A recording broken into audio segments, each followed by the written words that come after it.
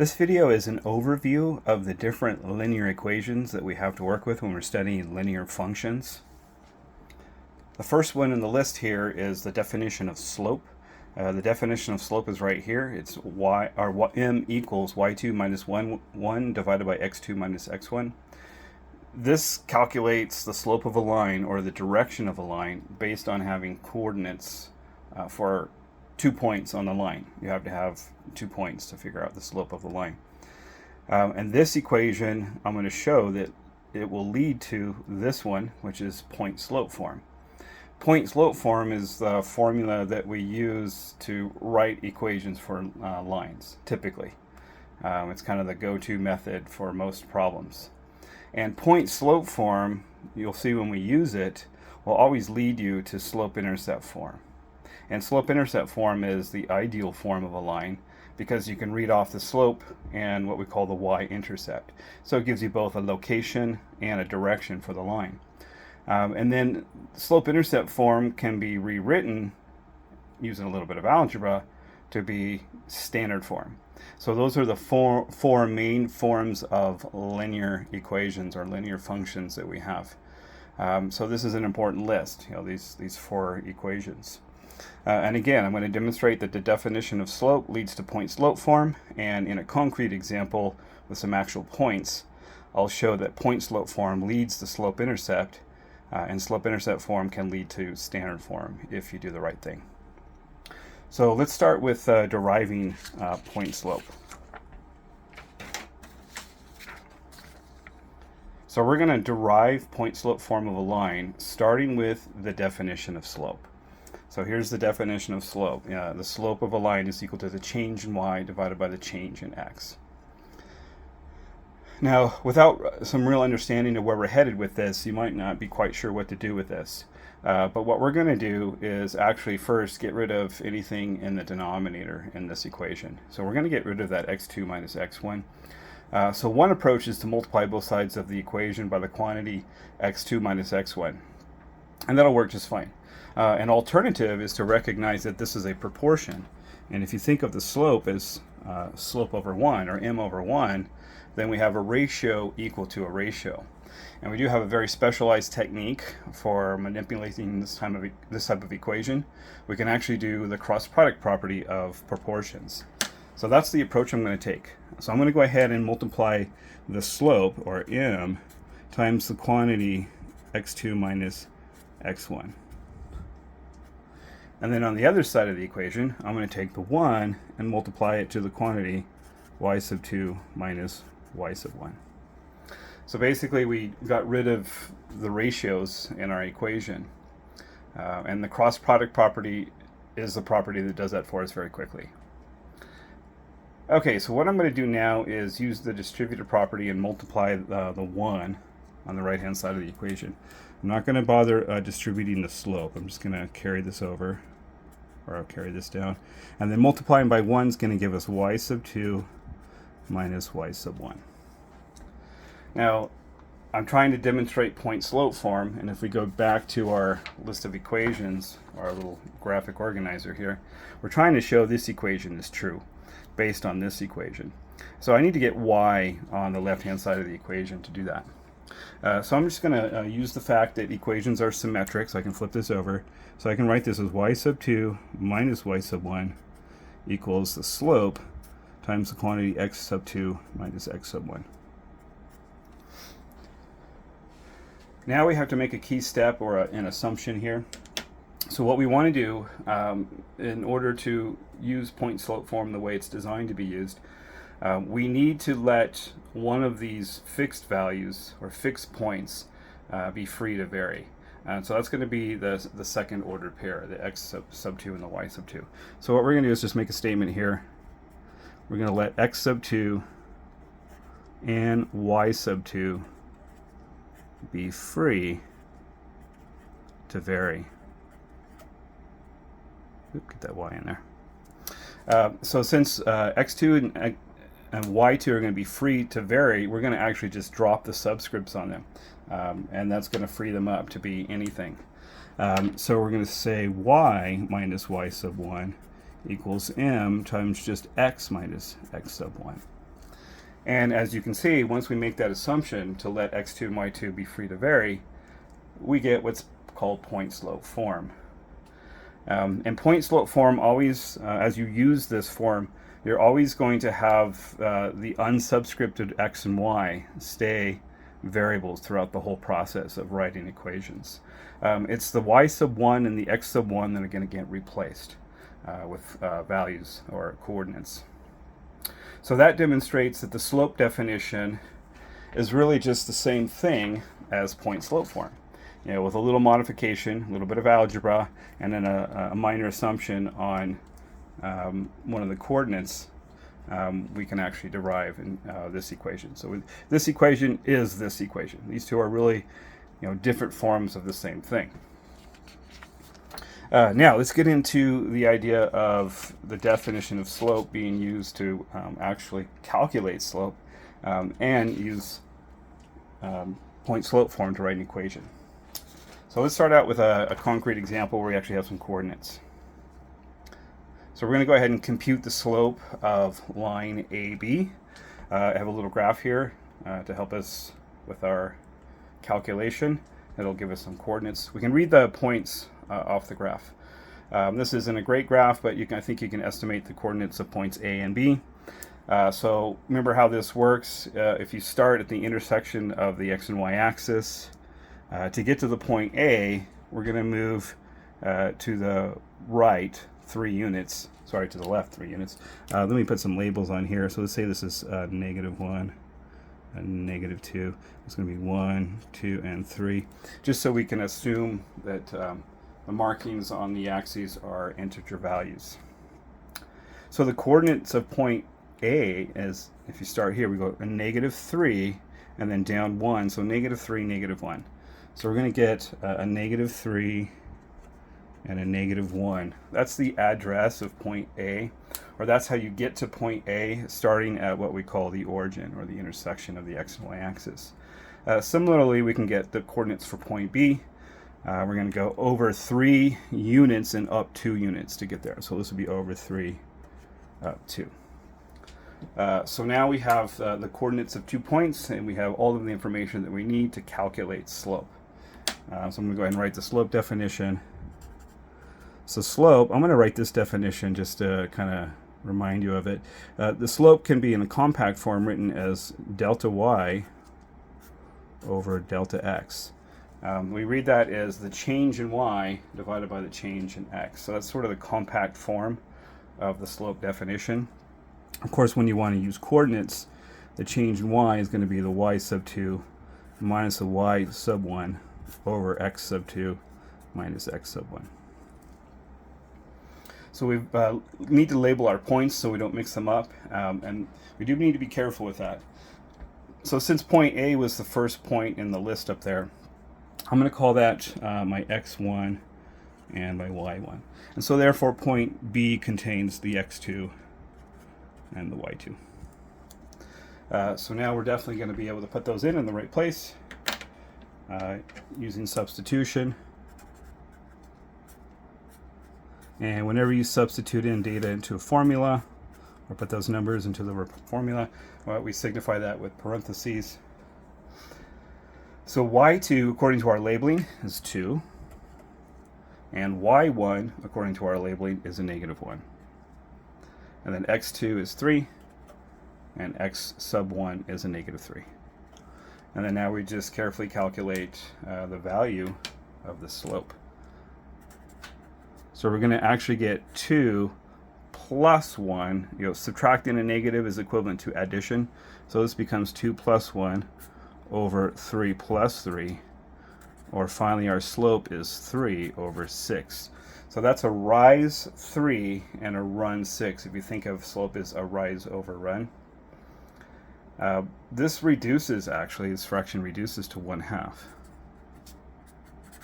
So it's like a rise 1 and run 2. And you can actually geometrically verify that slope. Maybe if we start at point A, we can rise 1, go up 1, and run 2. So over 1 and then over 2, or up 1 over 2. And that takes us back to the line. So it looks like that's actually what we'd call an x-intercept. And then we can just keep doing that. Rise 1, run 2 takes us back to the line. Rise 1, run 2, that actually takes us back to B. So you can geometrically verify the slope if you have a good enough graph. This graph is mediocre, so it was a little tough, but you can kind of see how this works. If you had graph paper, this would be a lot easier to do. So we've calculated the slope of the line that contains the points A and B, or we calculated the slope of line AB. That's what this notation means, line AB. So the next thing to do would be to write the equation of line AB. So we're going to go ahead and do that. And this is an application of point-slope form. Now there is another way to approach this, but I am taking sort of the typical point-slope form approach to this. So it says write the equation of the line that contains the points A and B, and it has those given coordinates. Those are the same coordinates that we had in the slope calculation that we just did. All right, so to get started, we're definitely going to write point-slope form. So y minus y sub 1 equals m, which is the slope, times the quantity x2 minus x1. Oh, I messed up. That's supposed to be just a plain x, so we'll write that over again.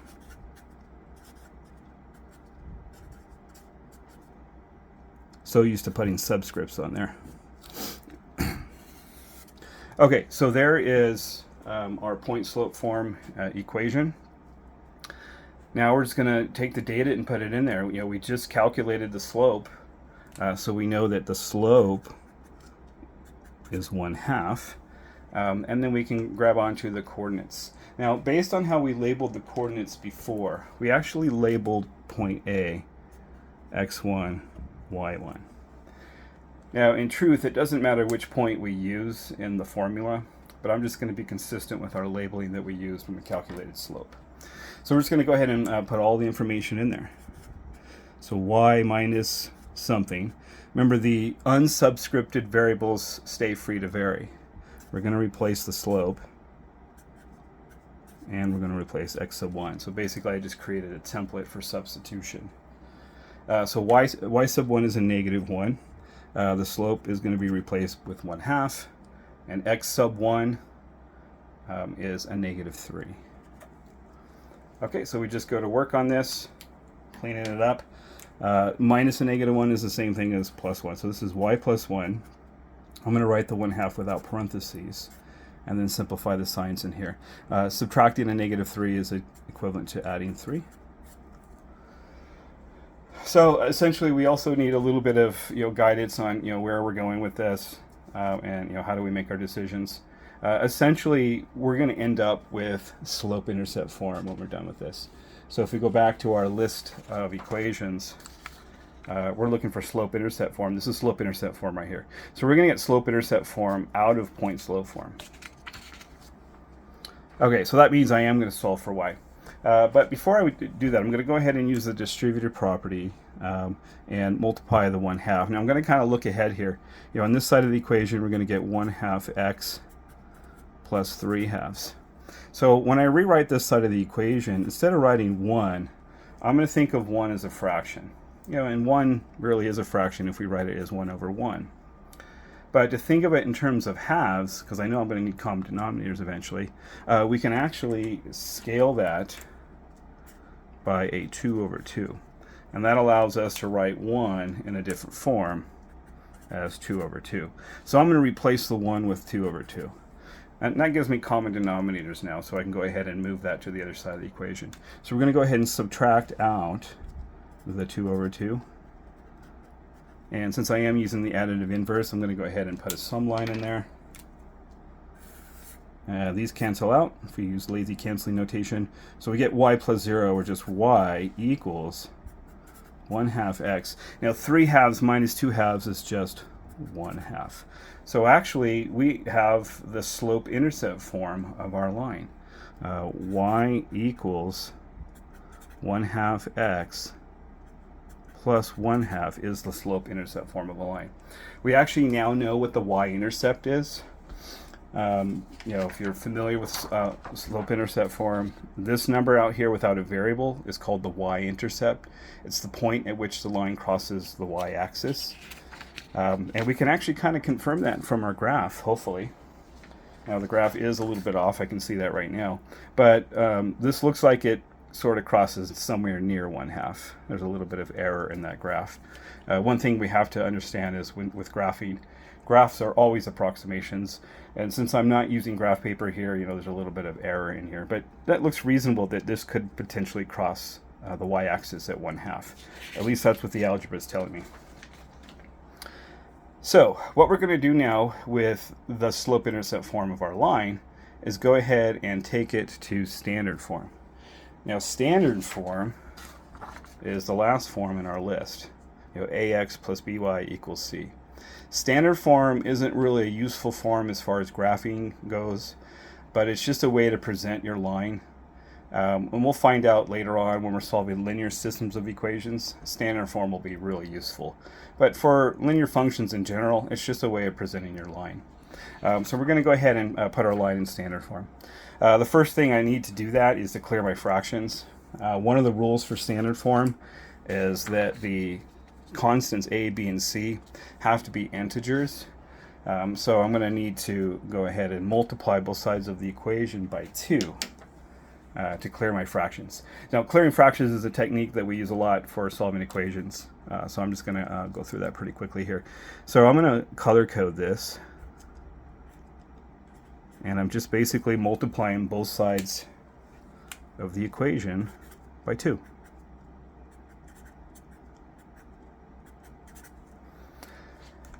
And that multiplication is distributive. So this is going to end up giving us 2y equals 2 times 1/2 x plus 2 times 1/2. So we get 2y equals, so here the 2's cross cancel, we're left with a 1, so we're just going to get an x plus a 1. 2 times 1/2 is 2 over 2, or just 1. Now this is almost standard form, but standard form requires us to have x and y on the same side of the equation. So we're going to go ahead and move things around to match that. Okay, so I just need to move the x. So I'm going to add a negative x to both sides of the equation. And I am using the additive inverse here, so I'm going to go ahead and put a sum line in there. So that's going to give me a negative x plus 2y equals 1, because the x and negative x actually cancel out. Now this is almost standard form. Another rule for standard form is that the leading coefficient on x, the value that we call a in standard form, has to be non-negative. So we're actually going to multiply both sides of the equation by -1. I know we're kind of running out of time in this video, so I'm going to do that quickly. If you multiply both sides by -1, this becomes a positive x, but now we have a minus 2y equals a -1. And what we have is our standard form. So this is the standard form of the equation of the line that actually passes through these 2 points A and B. And this is the slope-intercept form. So an important observation here, as an overall concept of summarizing what we're doing with linear functions and all these different equations, the fact is that they're not different equations. We started with point-slope form, and point-slope form led to slope-intercept form. Took quite a bit of work to do that. And then slope-intercept form was modified using algebra to get standard form. So the truth is point-slope form, slope-intercept form, and standard form are all really just different versions of the same thing. And in fact, that's what I'm trying to say overall in this video. If you look at the first page that we started with here. An overall concept for linear functions is to recognize, the overview of this thing is to recognize that the definition of slope is modified a little bit with an assumption to get point-slope form. Point-slope form will always lead to slope-intercept form, and slope-intercept form can be modified using algebra to get standard form. So these 4 equations are not really 4 equations. There are 4 different representations of one thing, one concept. And that concept is really this thing, the definition of slope.